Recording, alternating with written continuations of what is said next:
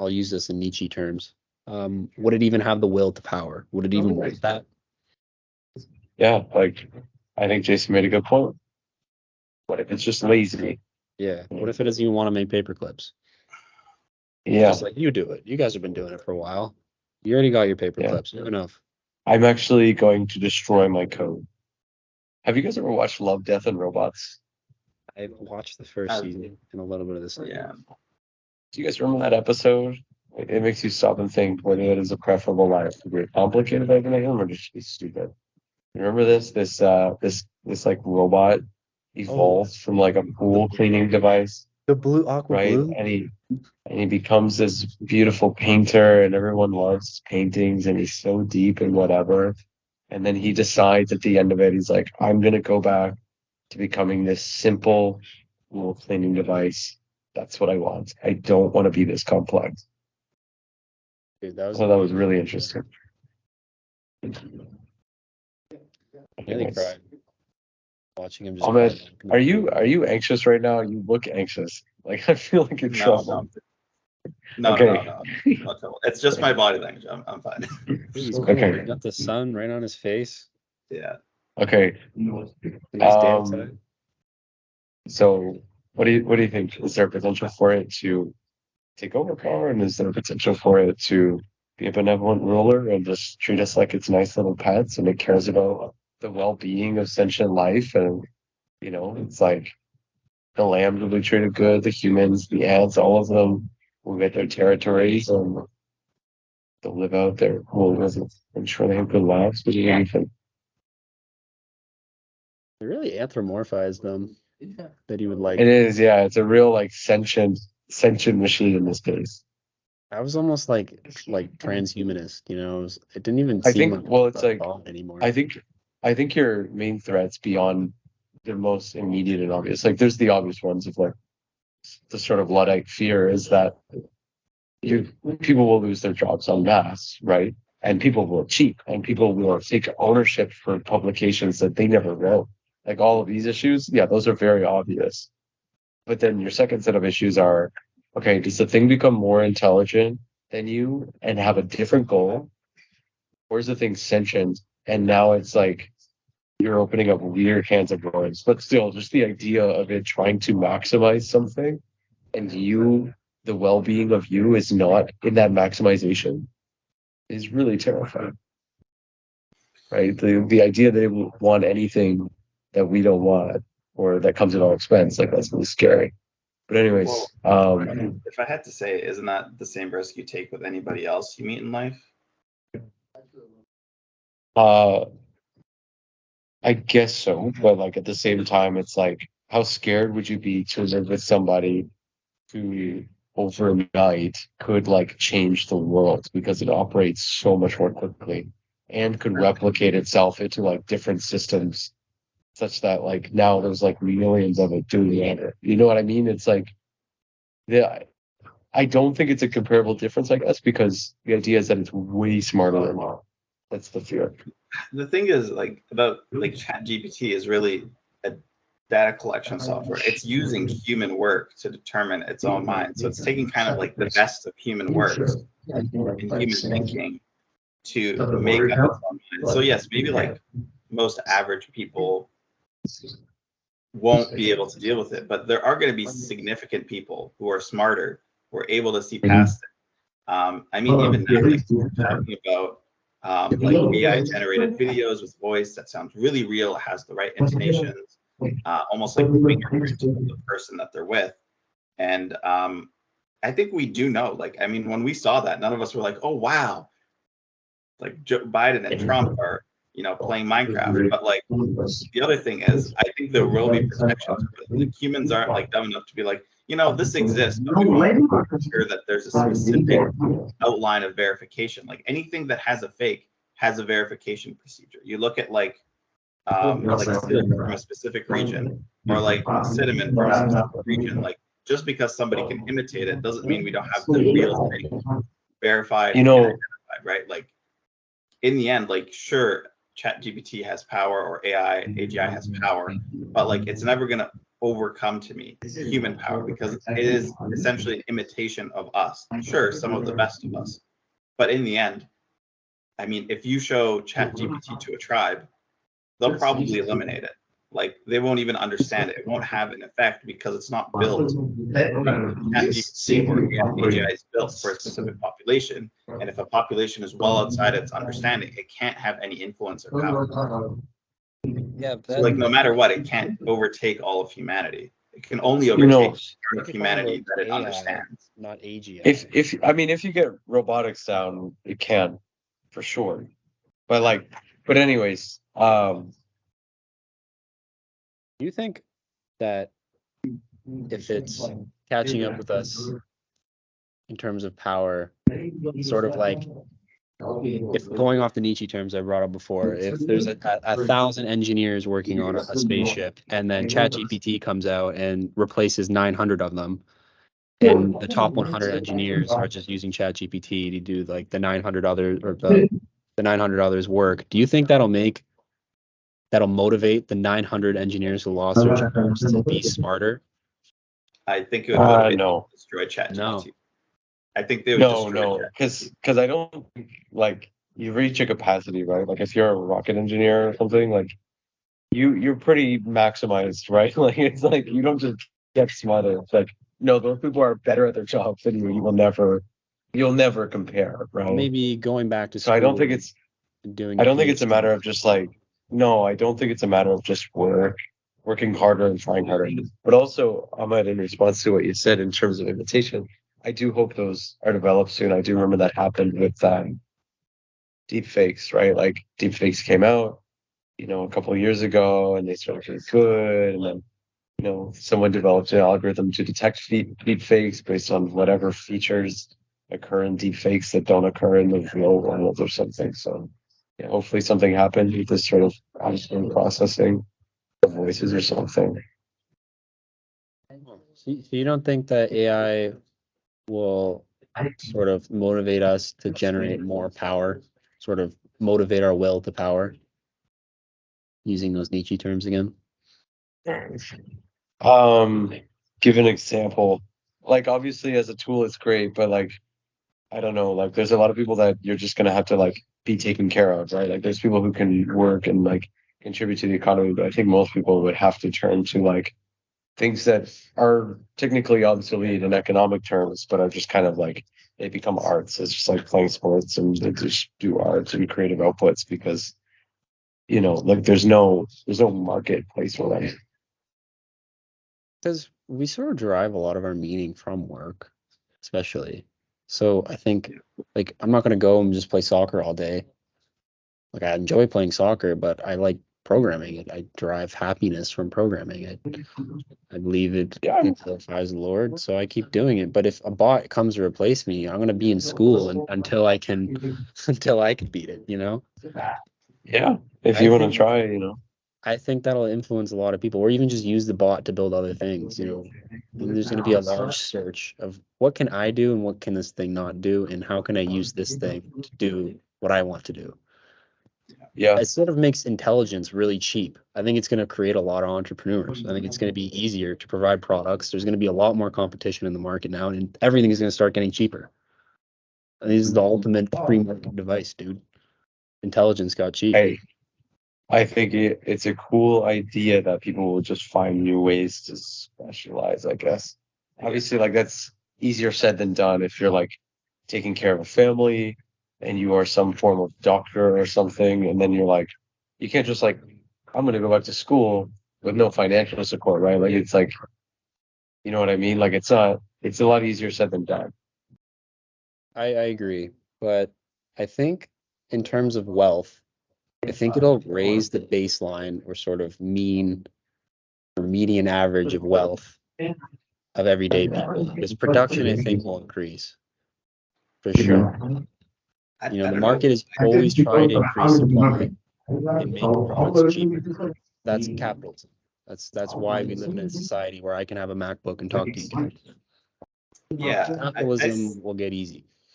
I see what you're saying. I think, though, there's too much monopolization in the capitalism that we have today for it to translate as effectively to general people.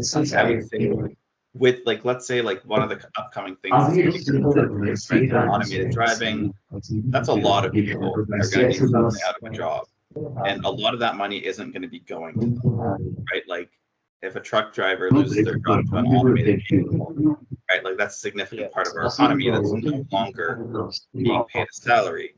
But the goods are cheaper, but that doesn't mean that there won't be significant dissatisfaction about that, because that money doesn't go to those workers that got laid off. That goes to the owner of that company. And so, sure, that owner of that company can spend a bit of money, but I mean, at that point, people can have like this insatiable greed where they have way too much money. Like, there's they're not actually providing any benefit to the economy with the way they're holding their money. They're more looking to grow their money, which means they have to take more money from other people, right? Like it's like they have this value that they amass. Sure, they'll give back a bit, but they make much more than they give. That's the whole point of what they're doing. So I don't think is providing a service, is providing value.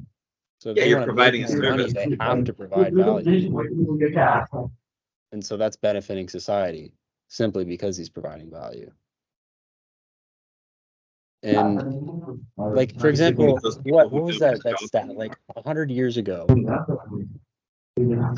I saw an article from the news from New York Times. 100 years ago, 1920s, they said this new innovation in farming is going to replace us all, because 90% of America were like farmers then.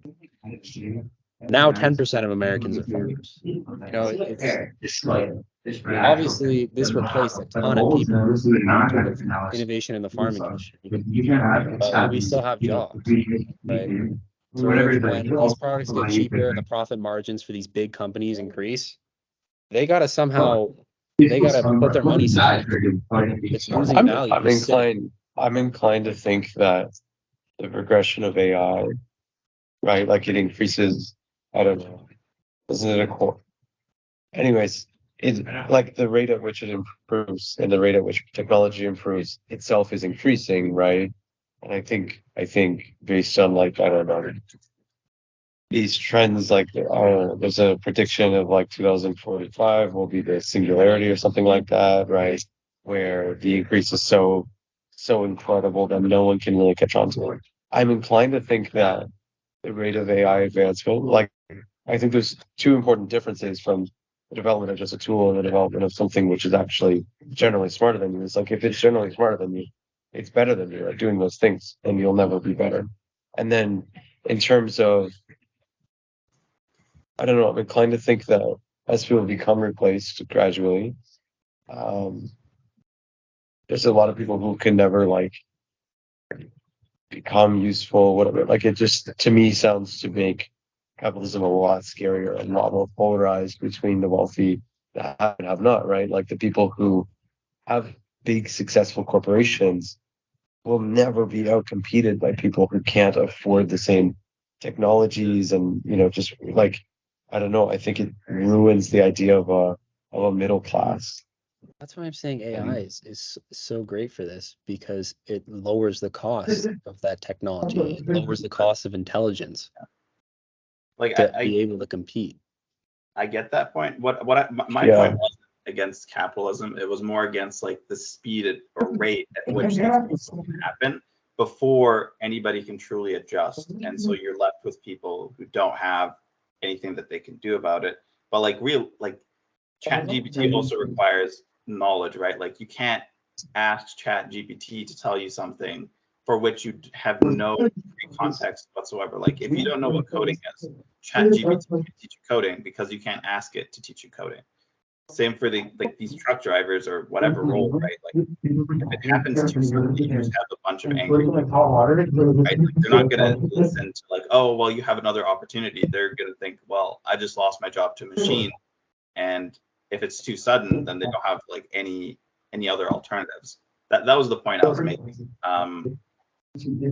In terms of it being an equalizer, I actually agree, but I also think that it'll also stratify people with higher IQs. So if you have a higher IQ, you'll probably be able to better utilize ChatGPT than somebody else. And sure, it can be a useful tool to increase your utility, but also your partially innate ability to think will also affect how you use that tool. So we wouldn't expect someone who has Down syndrome to adequately use ChatGPT. Like there's very little that it can do unless somehow we figure out a way to optimize the learning of someone with XYZ problems, which is difficult, at least I'm guessing. So yeah. I am gonna go to the bathroom and come back really quick, and then we'll discuss point 4. Sure, if you wanna. All right. Just me and you, Ahmed. Yeah, what's up, man? No. How do you know Aiden? Well, I went to the U of A, and I was in a medical laboratory science program. His girlfriend was in the same program, and so actually we'd met earlier in like residence. Like I used to live in a dorm, but anyway, we also met in the program, and then our friend group kind of developed, and then Aiden one time visited, and apparently we just hit it off. Like we're pretty similar.